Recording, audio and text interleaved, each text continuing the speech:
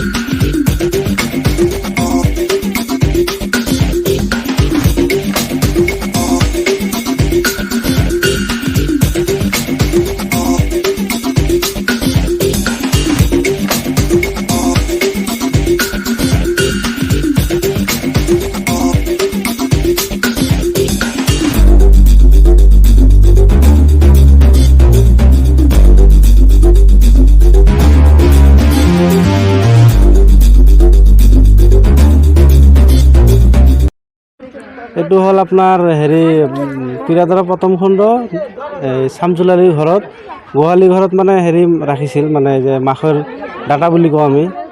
তাতে মানে গোহালিত ৰাখিছিল, তাতে মানে সেই সাপটো অজগৰ সাপ এটা মানে বাতি আছিল।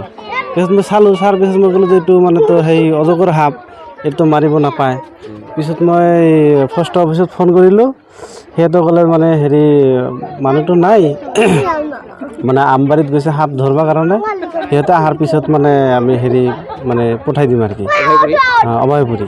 পিছত সিহঁতে আহাতে মানে অলপ দেৰি হৈছে, দেৰি হ'লেও মানে পিছত মানে ধৰিবলৈ সক্ষম হৈছে সিহঁতে। পিছত আহি এতিয়া মানে ধৰি লৈ গ'ল আৰু কি। সেইটো মানে বাওৰা বুলি কওঁ, অজগৰ, আমি অজগৰ বুলি কওঁ। কিন্তু অনুমান ধৰক 4-5 কেজিমান হ'ব। ডাঙৰ আছে, মোটামুটি ধৰক 4-5 হাতমান হ'ব। কিন্তু ৱেইটটো হ'ব আপোনাৰ 4-5 কেজিমান হ'ব, এইখিনি আৰু।